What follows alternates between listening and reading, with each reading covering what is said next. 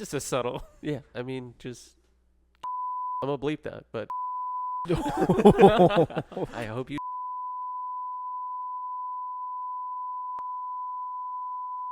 What is up, everybody? Welcome back. This is the Late Night Motor Club. The only podcast you care about. I'm Alex. I am Steven. And I'm Tyler. Ignore that part. Ignore the part that I said that I'm Tyler, or? No, ignore the part where I just yelled like a psychopath. Anyways. Okay. Oh, also ignore the part from the last episode where we accidentally mentioned that was episode 9 when this is actually episode 9. Yeah. So that was episode 8, obviously. This is episode 9. Yeah. Not to be confused with 2 episodes 9 back to back. Long story short, my bad. So that's all that needs to be said. Well, welcome back, guys. On this episode in particular, what we're going to be kind of briefing over and talking about this episode is kind of the differences between, let's say, the show side of things in terms of building cars for the aesthetics, the show, the looks, all that matter, and then also comparing it to the performance track side of things. So 2 completely different spectrums in terms of automotive builds and automotive communities. And that's something where we think it's an interesting topic to talk about, given how diverse they are and how different they are, but then they're still just all about modified cars. Right.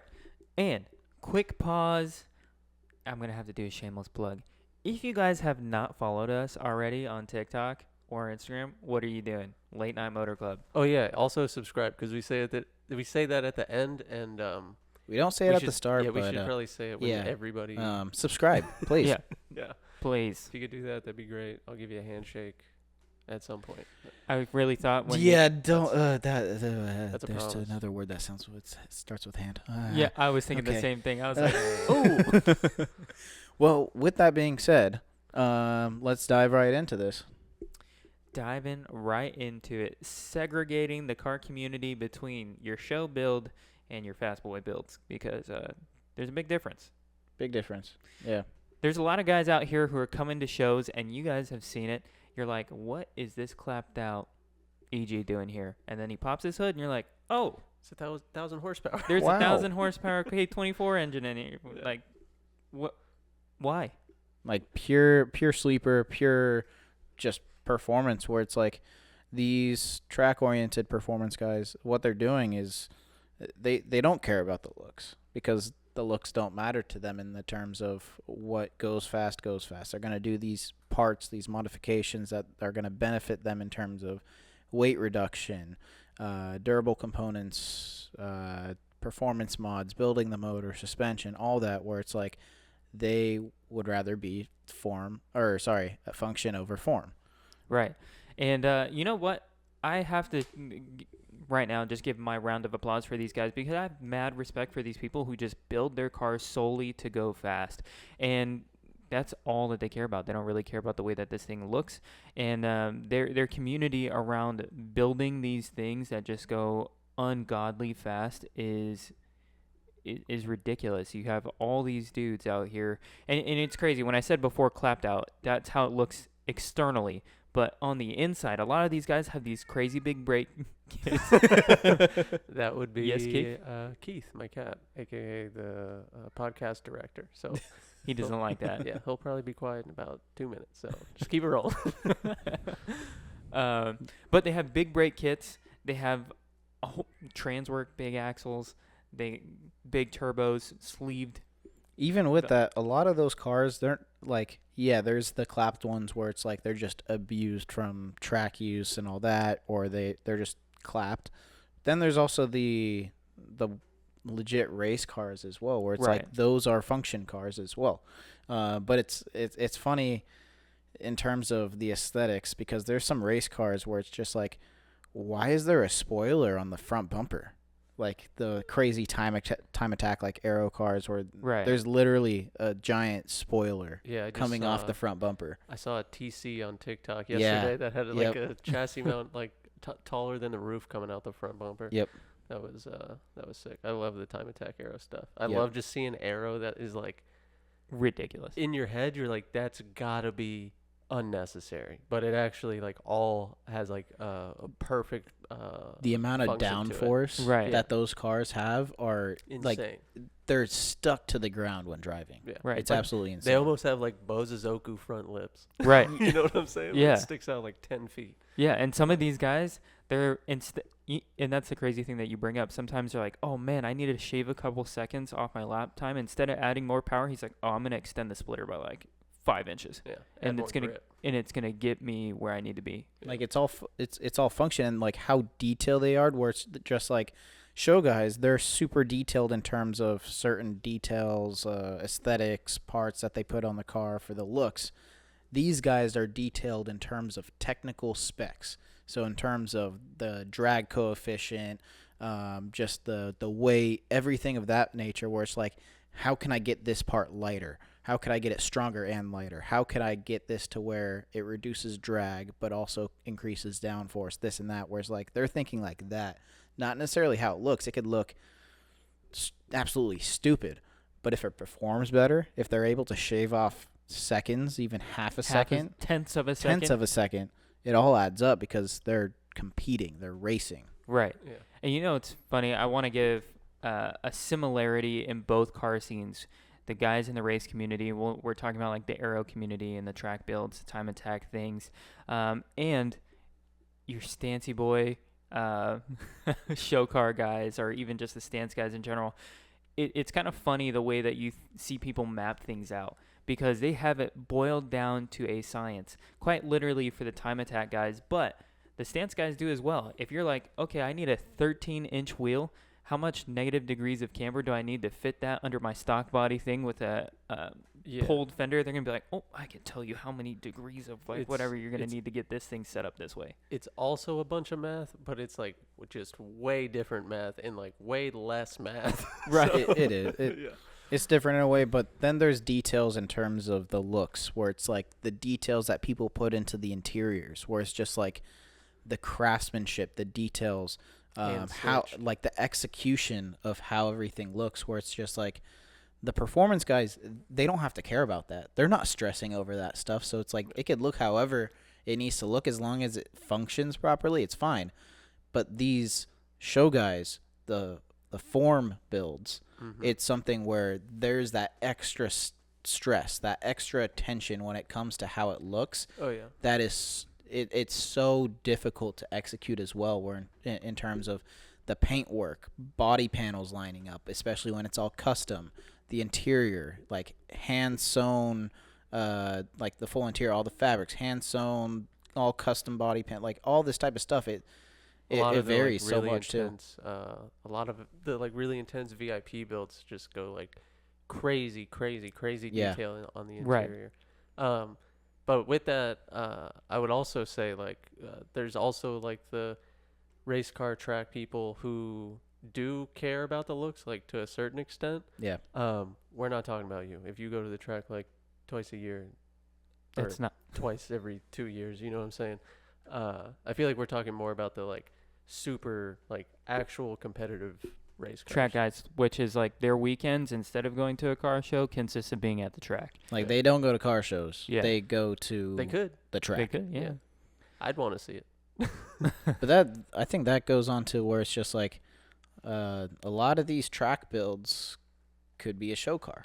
Right. Oh yeah. But not all of these show cars could be Oh, a track car. Most no, of these show yeah. cars But could no. not be track cars. Okay, No. so we can even compare. I get most show cars could not be track cars because they're not even set up remotely close. But there are some show guys who even go the extra Well- mile to have forged pistons, rods, do Yeah, big turbo yeah. kits, and build their cars to go fast. But then lay frame static or on bags that it just would never function. Well, Yeah. one thing that I want to mention that I had the privilege of being a part of was Super Street's show car shootout, which that was a really cool experience that Super Street put together.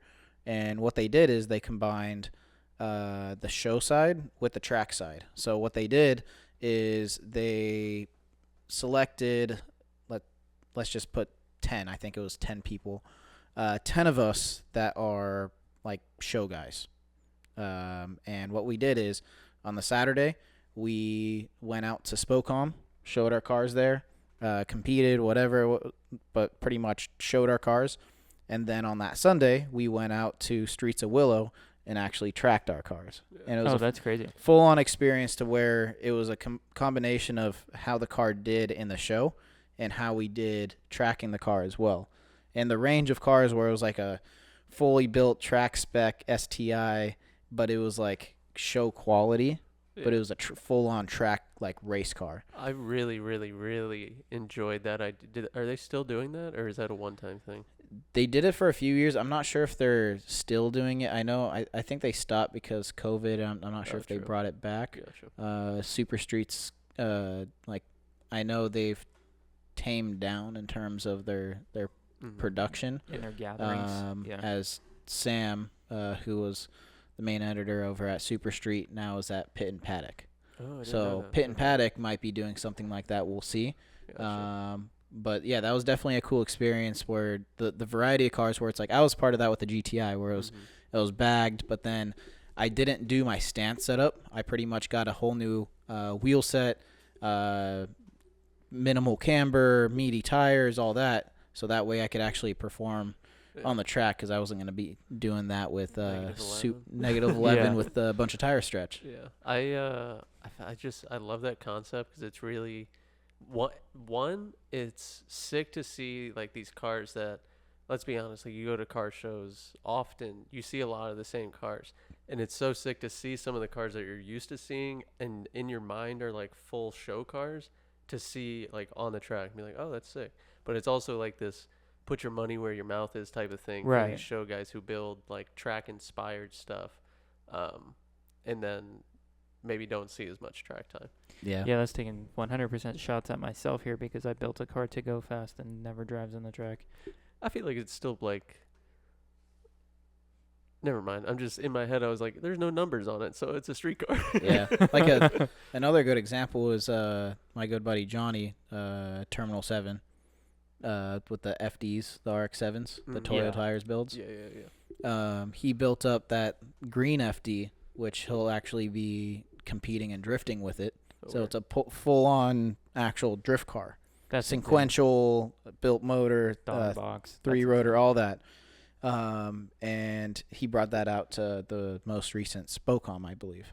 And he's going to be traveling around and taking it to other shows as well, where it's like that's a legit race car. Mm-hmm. Where it was at SEMA and people were like, "Oh, it's just a show car," and he was like, "Nope, this is my I'm gonna put this my drift car now." A centimeter from a wall. Yeah. Hopefully. That's why I think like the drift scene, just even forget all of the stuff attached to drifting. Just visually, I feel like it's so sick because I mean, people describe it as like a rolling car show or whatever. But those cars are always like, technically this isn't functioning. Yeah. Like this is for looks, and like it kind of meshes both worlds. I feel like in a good way. Yeah, It does. definitely. In a fun way. But Yeah. you know, it's something that's funny about, we'll say, the modified car scene, for show and then for track. I feel like guys who modify their car track oriented and then bring it to a show cut a little bit more slack by people at the show when they realize they're like, hey, this thing is kind of like not that sick, and then they realize, oh, it's dedicated for the track. They're like, oh, but it races. Or Whereas, like the condition of the car, Right, where yeah. it's a little bit beat Beat up up, and you're panel like- gaps, all that type you're of like, stuff. and then they're like, oh, well, I drive. It's driven. Yeah, and it goes fast or it has some crazy thing, and you're like, oh, okay.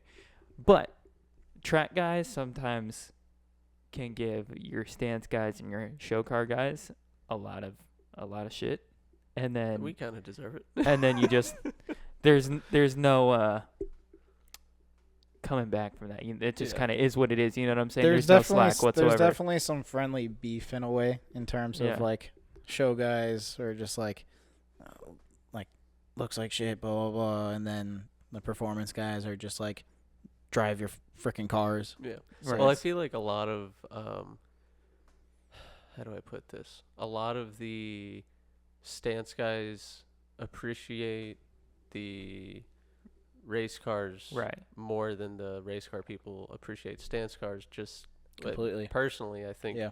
it's because like the stance or show people look at cars as like a piece or a piece of shit. No, I'm kidding. like a piece of art, for lack of a better term. Well, that's what I was gonna Yeah. say. Yeah. Trust me, 90% of them are not a piece of art, but that's how they look at them. So Or it's like race cars, or track performance, whatever it may be, whatever you want to call it. To do this thing. Like Yeah. they still look cool because they're Yeah. modified. Yeah, yeah, Where it's yeah. like anything like modified, of course, to an extent, looks somewhat cool. It looks cooler than a stock car. Oh, depending, but yeah. That's why I said know to what an you're saying. extent. Yeah. I know what you're saying. Yeah.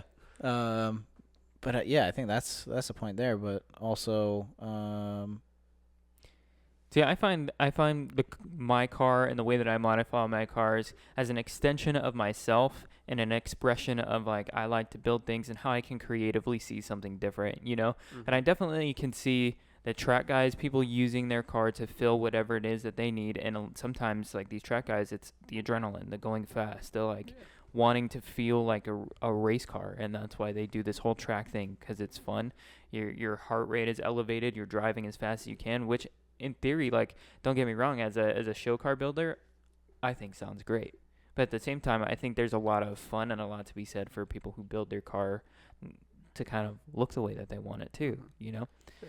And they're it's different levels of fun. Where it's just Yeah. like, I have the side where I'd love to have a full blown like race car and like go out to the track just with that car, race it, track it, because it's just like I love racing. I love the adrenaline. So it's just like I know I would truly enjoy that, and having like a freaking extreme modified, just obnoxious car, I think would be pretty fun to have. Yeah. But then Yeah. the show side, where it's just like, I love seeing super well built, like aesthetic vehicles as well, where it's just like you could see the craftsmanship, you could see the details, just everything about it, where it's just like, wow, whoever built this car did a crazy good job and executed it very properly. yeah.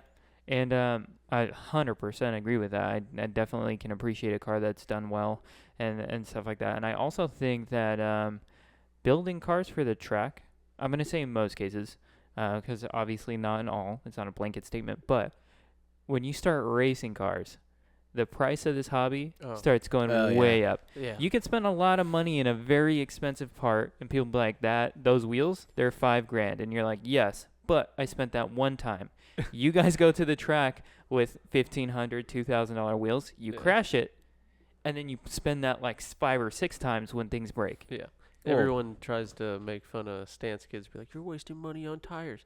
I mean, I'm not the one with my engine blowing up. So there's that. I'm saving money there. Yeah. Well, with these track guys, they also don't cheap out. Yeah. A lot of they the do ones not. that are very focused in terms of performance and making sure their car's set up, they do not cheap out. What about the track guys who rock XXRs? Because they're like, they're circles, bro. yeah, That's cheaping out. Don't do that. Don't Shut do up. that. Yeah. they're still the guys that rock reps on the track side, just like how there's the guys that do it on the I guess the show Yeah. Both ends scene of side. both ends of those, you're not welcome. Right. Dude, Unless you're I totally understand the track people who are like Sponsored. sponsored by those brands, and it's like, okay, yeah, you have an endless amount of these at your disposal. I get it. Well, also Yeah. like I've seen it where Also a paycheck. like the drift guys where it's like they're not going to purposely rock $5,000 wheels because they They're know gonna they're going to break, yeah. destroy them. But you know which cars are the best? The guys who do it anyways. Yeah. What was I gonna say? I don't know. Yeah, I had it. I don't remember. It's, But it's a what I- didgeridoo, dude. Yeah. What I was also gonna say is that the props to the track guys, because it is not just money and spending on the parts on your car. Track days cost money. Mm-hmm. The money that it costs me to drive my car on the street is the potential in tickets and the gas. Yeah. But doesn't always mean I'm gonna get a ticket. Yeah. When you go to the track, you are paying that You're paying. every time, no matter what. Yeah. Well, another aspect of it, which is the reason why like I haven't tracked the GTI since that track day with the show car shootout situation, is because how much of a liability it is. Where it's just like I care too much about the GTI, what I've put into it, to want to track it again, because for any reason I spin out on a corner or somebody hits me, that's my pride and joy, where it's like I don't want to treat that as a track car because I don't want it destroyed. Well, I don't want that especially liability. with your car, I feel like the front end is like mostly handmade one-off stuff, and that's got to be just extra terrifying and annoying if you have to like if something hits that and cracks it, you know. And Yeah. you're like, okay, gotta Well, rebuild this thing I made by I myself. was pretty nervous because the show car shootout was in the summertime before I went to SEMA. Oh, okay. So- So He was- you were like, okay, let's not. So push I this was just too like, hard. He's okay, gambling. I got to redo the car before SEMA anyway, like clean it up, new wrap, blah, blah, blah. And then I was like, let's track the car since I'm redoing it anyway. But Mhm. then, yeah, if like somebody else hit me or if I spun off, I don't think I would have been able to go to SEMA. Like, Yeah, no, definitely. 'Cause Yeah, it would have been too far gone to where it's like, oh, I don't have the time to do all that. that was a risky move. It Yeah, was. but He was a it- gambling man. But yeah, in terms of right now, it's like I would build or buy a completely different car to build for the track. Yeah. It's something where you have to, If- if you're truly tracking a car, you have to have a dedicated car for Yeah. that. I feel like all real car people, most I would say, want. Maybe they don't plan on ever actually doing it, but at the very least they want like I want a crazy track car. I also want a stance car. I want to like separate cars for like every facet. Facet, yeah, that they want to entertain you. Yeah. Because maybe not everybody wants a stance build, but they want a track build, they want a drift car build, and they Yeah. want a car that they can ride around on the Exactly. weekend. I'm I- trying yeah. to build a donk, dude. That I would is- say the majority of people that are into cars want something fast. That's true. Yeah, I would agree. Yeah, yeah. I would Yeah. agree.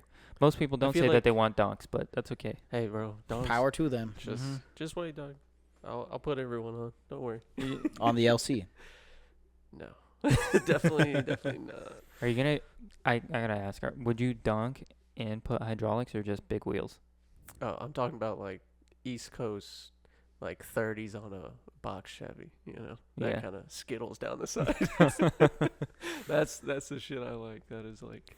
So Reminds me of- tomorrow, what you'll see on Alex's episode is he'll be revealing his donk that he's building for the past 2 years.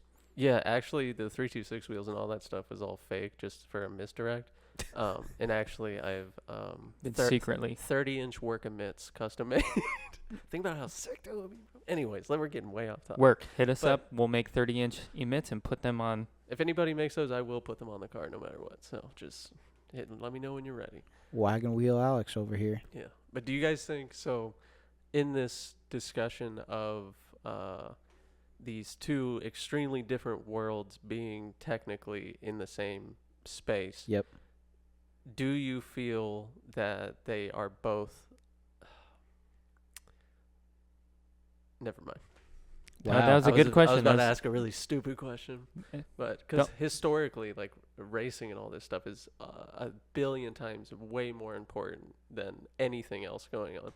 You know, It- like even I- factory looks, all that stuff. Racing comes first. I would say racing performance is definitely more More popular. more popular. I wouldn't say more credible, but in a way, it's like It is. it has more credibility in I've- terms than the show side, just Yeah. because it's like manufacturers are part of racing, where it's just like you Mhm. have F1, Yeah. you have DTM, hill climb, you have very notable like even- racing structures to where the show side, yeah, you have SEMA and all that, but F1, that's a whole different game where it's like that's performance and race cars and stuff like that, but That's F1 that is seems like a different planet that's compared to anything we do. Yeah, but even the dudes out here, not that we advocate it, but street racing, man, be like the credibility in parts yeah. is goes far beyond what you could say here.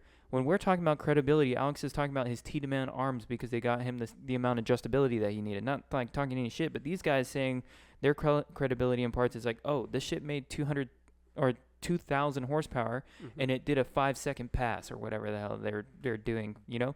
And so that's what people are like, I'm buying this setup because I know it does this. It runs this numbers. Yeah. I'm getting whatever X setup because Well, it's in going to that- run whatever time I want. You in know? that same vein, if my upper control arms pull a certain amount, not the same people, Jesus Christ. totally different Yeah. people will say the same thing Like, of I'm getting this part because of those numbers, you Right. know. So it's just yeah. all different math, like I said earlier. So are you gonna do a track build with Tina Man stuff? No. I tracked my Genesis once after I put it on coilovers at VIR. Wasn't that interested, so never went again. Hey, Here I am actually, we're having a track day soon amongst the three of us. We're going to do a mobile podcast while we're racing in go-karts. Comment down below if you guys want to see that. Yeah, actually comment down below if you want to see that because I really like that idea. We talked about it a while ago. We might Yeah. make it happen. So Tyler might be able to make actually, it happen. comment down below if you want to see that. Yeah. I don't know if we said it enough, but comment Down below. Com- Yeah. Comment. if yeah. you know. Anyways, back to comment down below. Yeah. Don't forget to comment. And comment. So The differences between this race community and our show car community. Man, these freaking race guys really rally behind each other. When they're buoyed, you got like 10 of your homies, sometimes even a larger group than that. These guys are running 10 9-second pass. You got like 30 people jumping over the edge, losing their minds for like the because their homie just did a 9-second pass or whatever. Whereas your stance guys, you got maybe like 3 guys in your garage like, Well, I feel like also the stance guys, like the the people celebrating at the track after like a lap time, like you just accomplished something, and like the stance build is like the second it's done, you're not really accomplishing anything else after that. So like right. everything after that is just like, oh yeah, there it is again. Yeah. You know, I feel like that's kind of the It's vibe. nothing new. Yeah, And- but do you feel like your homies really pull for you when you win an award at a show and you go up to get your thing? Like people are. I do. Insert Yeah. the clip of me gassing up Dylan when he won Best Static. that was a good one. I'm not gonna say I don't gas up my homies. Okay. I'm just saying I definitely don't feel like it's 30 dudes jumping over the wall hugging Look at- each other no. because he just made a I- 9-second okay. pass. Pure VIP. Yeah. Yeah. That's all they do. Okay. One thing I have to say with this is with the stance show side, I would say it's very clicky. It is very clicky. It's very high school. Yeah. Where it's like you have your different groups, they don't really talk, but then they only talk with each other. They're smaller groups. With the performance side, like you could go to the track, not know anybody there, and come away with 30 a new bunch, friends. Yeah. yeah, 30 new friends or whatever it may be. Yeah. I will say, I'll have to preface this with, it could have changed because of social media in the last 5 years. But on the East Coast, it was way, way, way less clicky. And like for the show people, it was more of a, I think I talked about this in whatever episode where I was like, the community kind of comes more together because they have to make anything happen, you know? Right. And Because out you're here, it's like there's so much that it It kinda- divides itself on its own. exactly. Yeah, Yep. yeah. Yeah, just- that's Not. I'm just saying, like, to bring up a point. Yeah, I kind of get you in the sense of like you're a car guy and you want to feel a part of something. If there's a small group, anything kind of goes. You know, your boy Jeremy over here likes stance cars. You're not quite into that, but he's the only car guy around, so you and Jeremy, you're homies. Yeah. Whereas out here, you have a lot of diversity in things that people like, and you're gonna be like, nah, I don't really like street takeovers. Stance cars. Yeah. If you do like street takeovers, walk into traffic, please. Have a good day. Okay, later. Anyways, what were we talking about? Just a subtle. Yeah, I mean, just I'm gonna bleep that, but I hope you.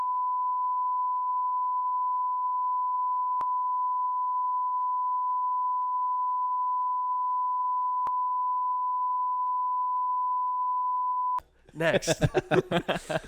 But yeah, it's interesting to see, especially since like I know people on both sides of things in terms of the show side and then also the performance side, and it's interesting. A lot of the people that are part of the track performance side, they're not all about like posting a bunch on like social media, going after like their followers, posting this and that, where they're just enjoying their life, driving their cars, tracking, stuff like that, where it's like a lot of the show side of things, they're really trying to push their social media game. Right. Yeah, I honestly, like, to a certain extent, I don't even understand that. Like, I get it if you have like a business or you have like a goal you're trying to like get out there to an audience or whatever. But if you're like just Like- posting your car, I do not understand this drive for like. I Like need the we most briefed up followers. on it on another episode, like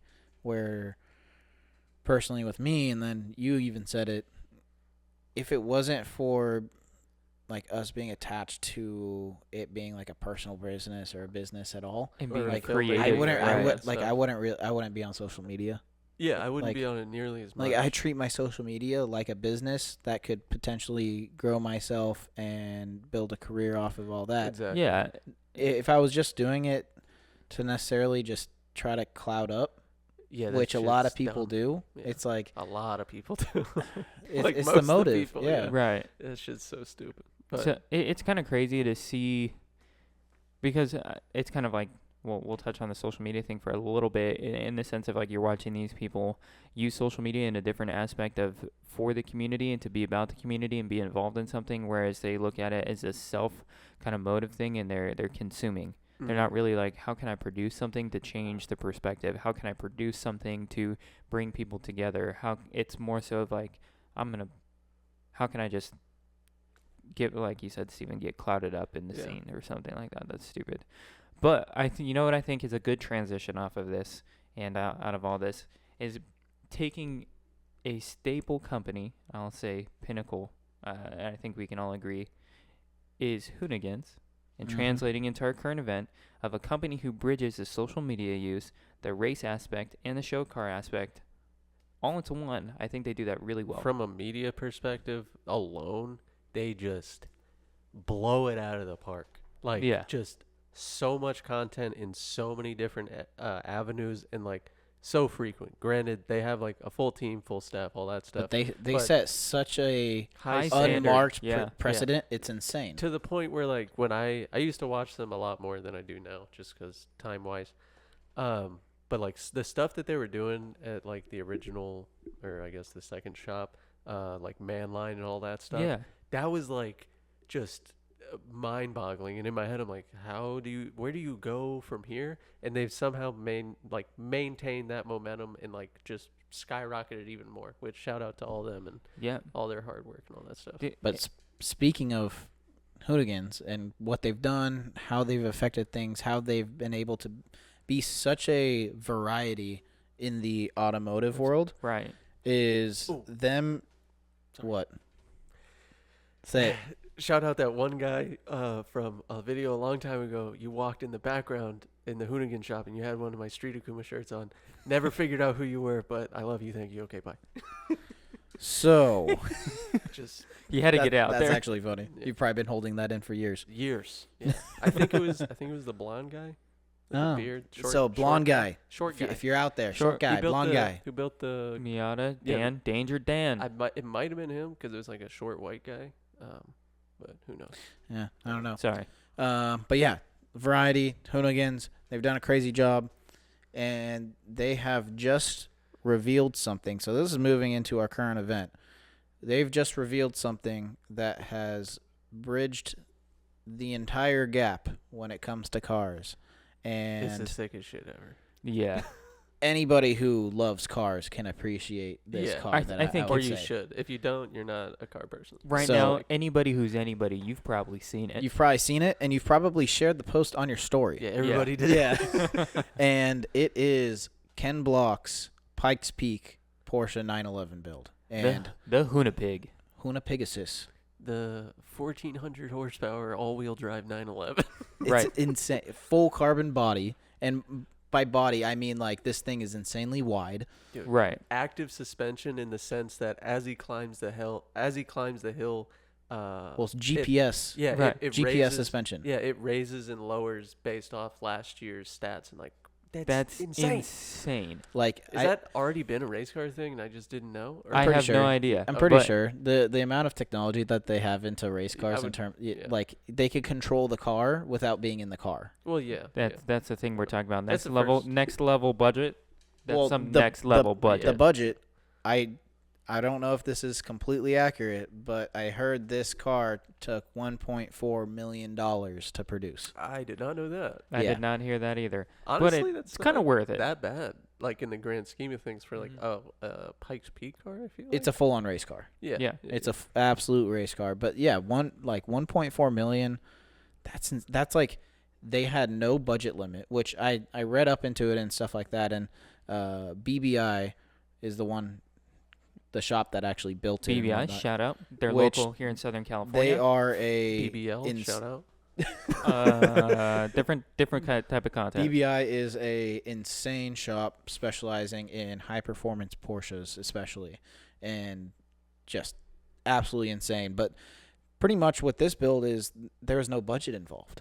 Yeah, that's So wild. something where whatever they wanted in terms of the technology, everything, unlimited Yeah. potential with this. So they built an absolute monster of a car where it's a body, the look of a 911, but you take the body off of it and Yep. it's I haven't insane. seen it without the body.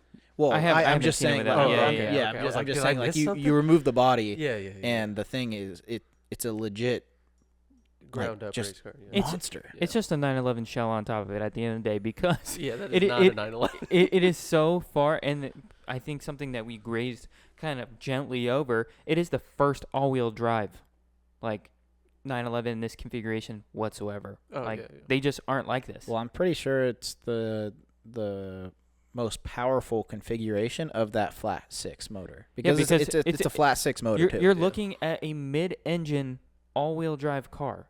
Like, can we fathom that? It's shooting an axle to the front. You get what I'm saying? Because there's an engine in the back. Usually when you see an all-wheel drive car, the engine sits in the front. Obviously the axle's in the front, spin the wheels in the front, and then it has a drive shaft that goes to the back. But you have a mid-engine car, an engine that sits in the back of the car that's got two axles in the rear, and then has a trans tunnel for a drive shaft that spins the front two wheels. Yep. That's insane. And something that I kind of overheard in another video around Hoonigans, it was DDE's video, and I heard Brian Scotto say that the transmission tunnel they have nicknamed, I think they call chorizo, 'cause it's a little spicy because you have a trans tunnel that has a right next to you. yeah, Yeah. right next to you that just kind of Burns your leg off. holds a Yeah. freaking drive shaft. That's sick. That's spicy. I saw It's the a little first two. spicy. I saw the first two pictures of it that they shot like in the studio, Yeah. and because it was in the studio, I was like, "Oh, that's a cool render." I was like, "That's Yeah. crazy." And And, then then I you're like- literally the next post, I scrolled down, I saw like The reveal party. yeah, and I was like, Oh shit, that's "This is the coolest car I've seen in like ever." I don't know. So what's cool about it is where obviously everybody have seen like the partnership with Audi right. with Ken Block. So it's something where I feel like a lot of people are expecting some type of electric car, some type of electric Audi. But given that Audi's with pretty much Porsche's under Volkswagen, which is Audi, I think that might be the correlation why the 911 was able to be done. Yeah, that makes sense. But I'm so glad that it's a non-electric vehicle. yeah. Yes. I'm glad it's a non-electric vehicle, and because I'm diehard, always have been Porsche guy, you know. Oh, That's why I'm Really? Because you Porsche. didn't even say Porsche, bro. Porsche, Yeah. Porsche. Ken Block doesn't even say Porsche, okay? We He had says this Porsche. discussion. Yeah, it's Porsche, bro. Do you say Hyundai? Do you I- call BMWs Beamers because they're Beamers? No. Beamers are the bike. Dumbass. It's actually BMW. What is BM? That's how you say BMW Okay, normally. fucking 350Z. What, Yeah. All right. How far are we gonna take this? So going back to race cars, Yes. like one thing with this as well, reading up on some of the posts, people are saying like, dude, that's such a sick show car.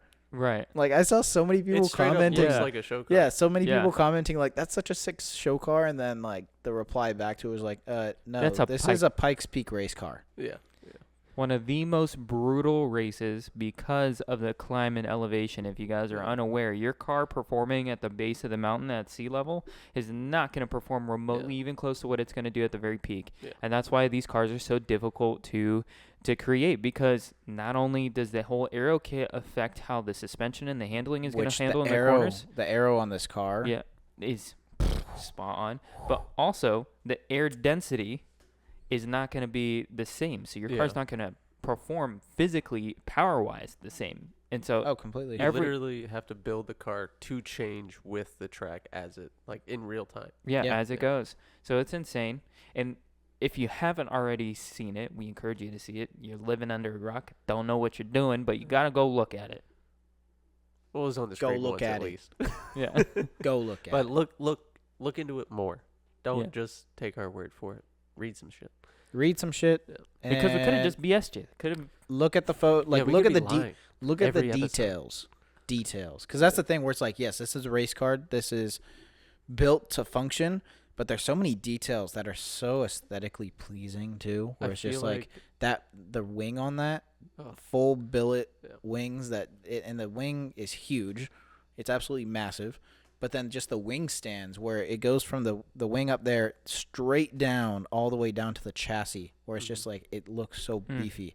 I feel like from just a consumer perspective, a lot of cars that are built to like that sort of standard or that degree, like details get overlooked because it's like you're just overwhelmed looking at it. Like you're like, I don't like, what is all of this, you know?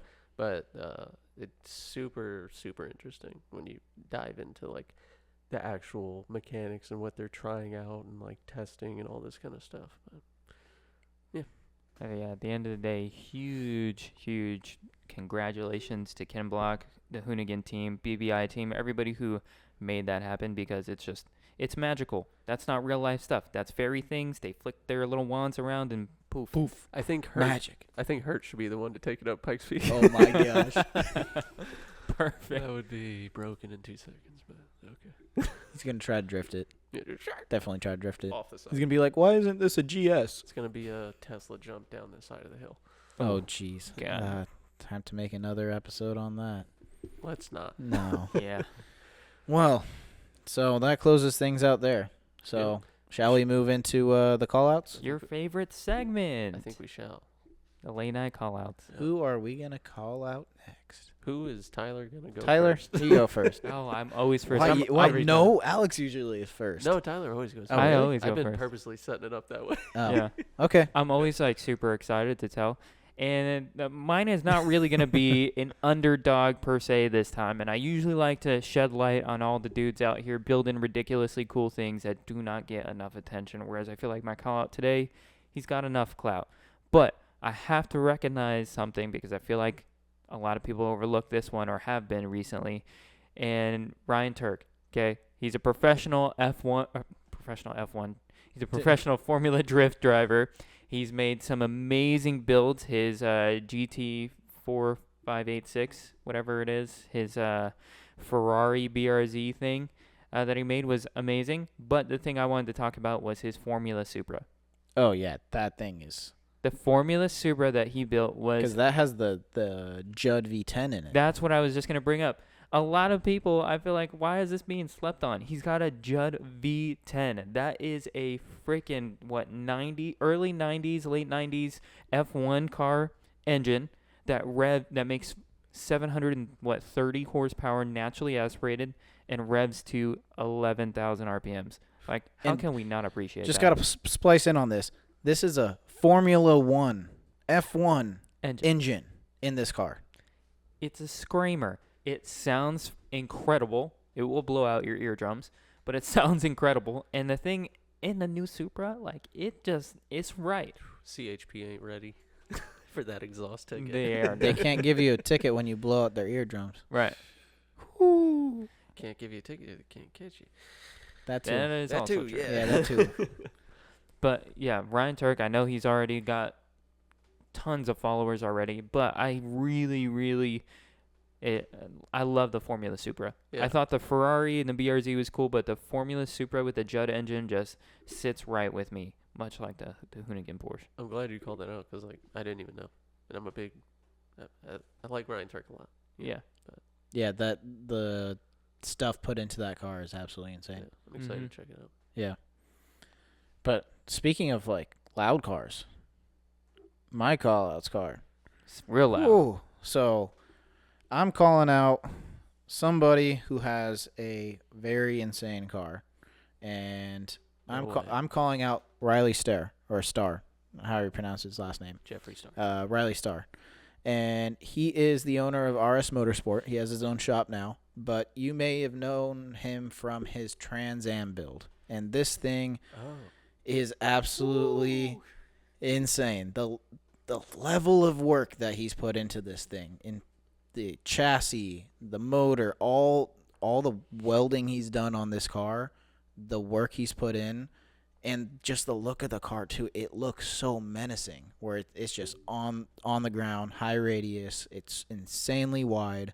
It has a fully built LSX motor, NA, pushing pretty high horsepower, but it revs up insanely high. I think like up to 10,000 or something around that range.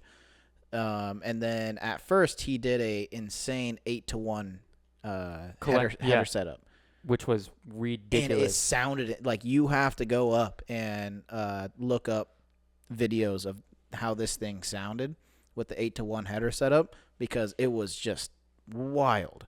It revved up so high, and it was just super aggressive. Like, there's one video on the dyno to where I thought like it was just going to just destroy the dyno and just like go straight. But yeah, his level of work, insane. He took it to SEMA. Right. Last year he was at the Pit and Paddock booth.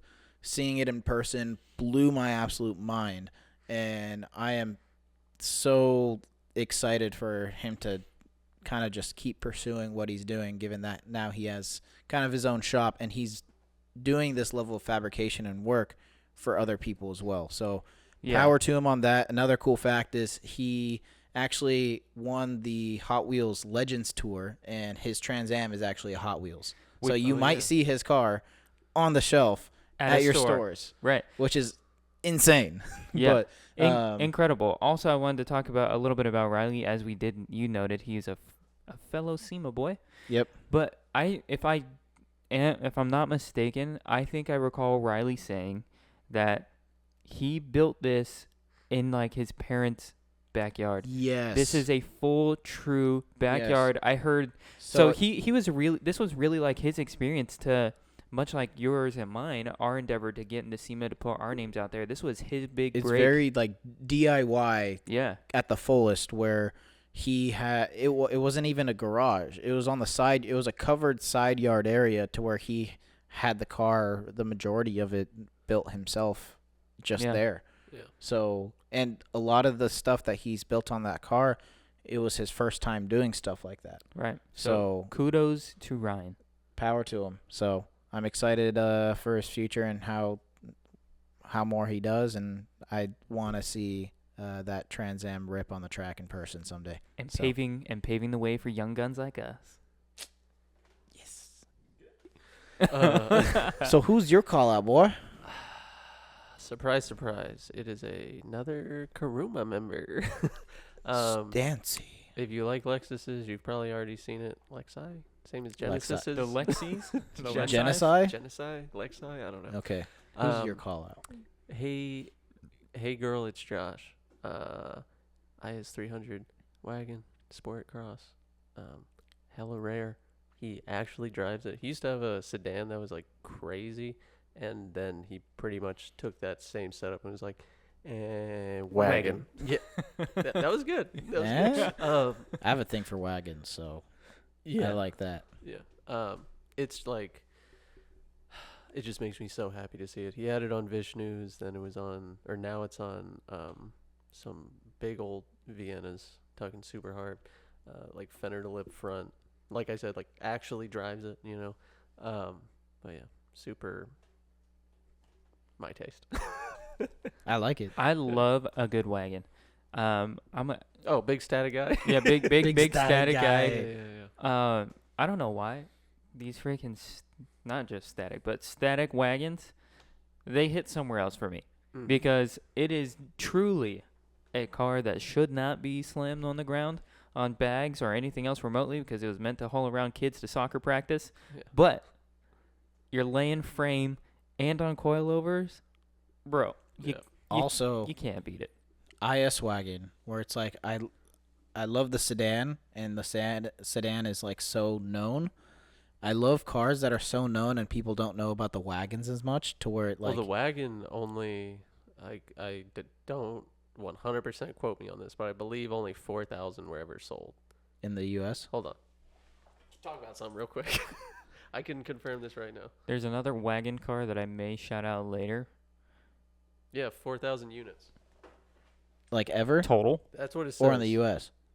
See, I would need a little bit more time to Hold 100% on, pause. I need to clarify reset that. We are doing a podcast right now. But yeah, I know it's a limited amount, but it's something cool where it's like the IS wagon, where it's like also the Mitsubishi Evo wagon. Like, Yeah, that yeah. thing's cool, and just like a lot of stuff Japan only got Mhm. too, but I'm just- surprised we even got the sport cross, to be honest. yeah, Like, granted, that was in still a time period where wagons were I think. feasible for companies to make. But it's like one of those cars where you're like, oh, this is, I don't know.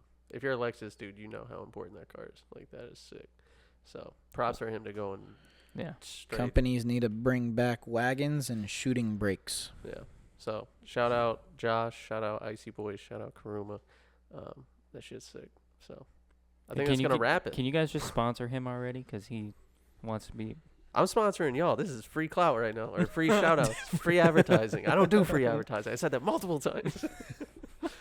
Anyways, Jeez. I think we're going to Yeah, we're end the calling it. podcast. Let's close it out. So subscribe. Have a good one. Look hit into that that sub pig button. car. Like, let us know how you like this episode. Let us know if you have any thoughts of potential future stuff that we should look into and possibly Yeah. do. Drop some ideas. And Yeah. please If let we're us fire, we'll do know. 'em.